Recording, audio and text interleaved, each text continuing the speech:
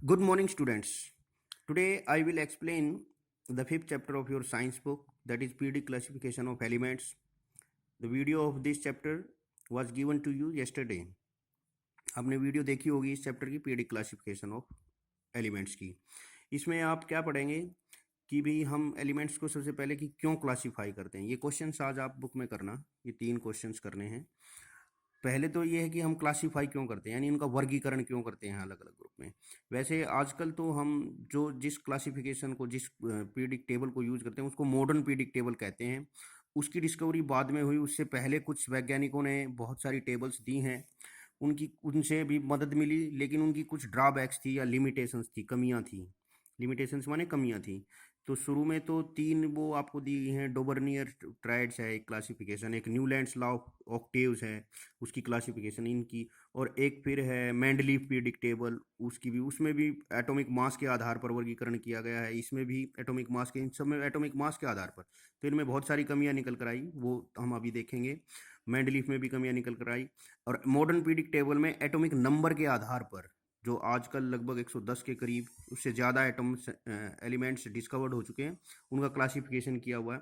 तो अपनी स्टडी को आसान बनाने के लिए इनका क्लासिफिकेशन ज़रूरी होता है, ठीक है ना। क्योंकि हर एलिमेंट्स को हम सेपरेटली नहीं पढ़ सकते, तो उनको ग्रुप में बना लेते हैं, और उन एक ग्रुप के सभी एलिमेंट्स की प्रॉपर्टीज एक जैसी होती हैं, तो इसीलिए उनको पढ़ना फिर आसान हो जाता है।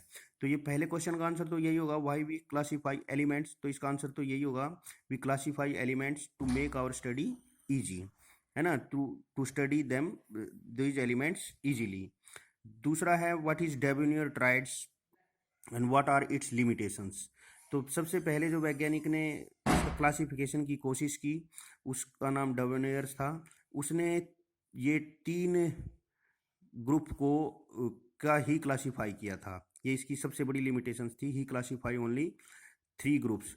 ट्राइड्स का मतलब है 3 का ग्रुप, ट्राइड्स उसने 3-3 के ग्रुप में बांटा। किस आधार पर बांटा था?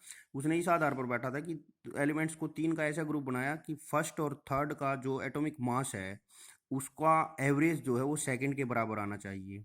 तो ऐसे ये, जैसे लिथियम का 6.9 एटॉमिक मास होता है। एटॉमिक मास मालूम है ना आपको क्या होता है? प्रोटॉन प्लस न्यूट्रॉन, किसी भी 9th क्लास में आपने पढ़ा था, है ना। एटॉमिक नंबर क्या होता है? नंबर ऑफ इलेक्ट्रॉन या प्रोटॉन, क्योंकि नंबर ऑफ इलेक्ट्रॉन और प्रोटॉन बराबर होते हैं, है ना।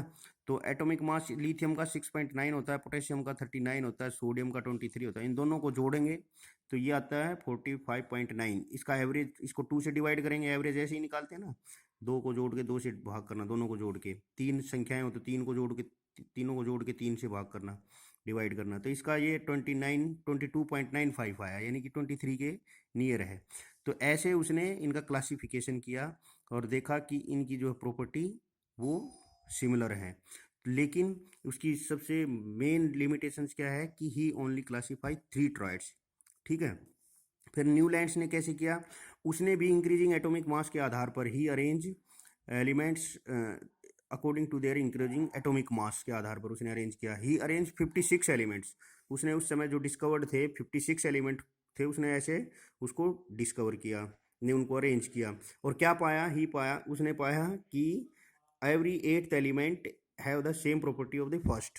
जैसे लिथियम के बाद आगे 8वें नंबर पर सोडियम आता है, तो लिथियम और सोडियम की प्रॉपर्टी ऐसी। बेरिलियम के बाद मैग्नीशियम, 8वें नंबर पर मैग्नीशियम आता है, इनकी प्रॉपर्टी सेम है, ठीक है। फिर इसकी लिमिटेशंस हैं, कमियां। What are the limitations of Newlands law of octaves, ये बताएंगे। इसकी ये 3 लिमिट है। It is applicable up to calcium. तो 20 जिसका एटॉमिक नंबर होता है ना, 20 एटॉमिक नंबर, वो कैल्शियम, वहीं तक ये लॉ एप्लीकेबल होता है, उसके बाद नहीं होता। यानी कि प्रत्येक 8वें का प्रॉपर्टी मैच करती है, लेकिन कैल्शियम तक, उसके बाद वो मैच नहीं करती, इसलिए तो ये इसकी कमी हो गई। तो उसने ये भी कहा था कि ओनली 56 एलिमेंट एग्जिस्ट। उसने ये कहा कि केवल नेचर, प्रकृति में 56 ही एलिमेंट है, इसके बाद कोई और नया एलिमेंट नहीं खोजा जाएगा। लेकिन बाद में बहुत सारे एलिमेंट्स डिस्कवर हुए जो कि इस लॉ से मैच नहीं करते थे। थर्ड वन था adjust 2 element in the same slot. उसने जब ये अपनी टेबल बनाई तो कई जगह उसने एक ही एलिमेंट को 2 जगह पर दिखाया, तो ये भी उसकी कमी थी। तो these are the limitations of Newlands law of octaves. तो आज आप ये करना, व्हाट भाई, ये क्वेश्चन करना, और what is dominant triads and what are its limitations, और how Newlands, what is Newlands law of octaves, and what are its limitations. ये 3 क्वेश्चंस करना। मैंडली पीरियडिक टेबल और मॉडर्न पीरियडिक टेबल, और फिर मॉडर्न पीरियडिक टेबल में property किस प्रकार से अरेंज होती है वो इस चैप्टर में हम आगे पढ़ेंगे। Thank you very much.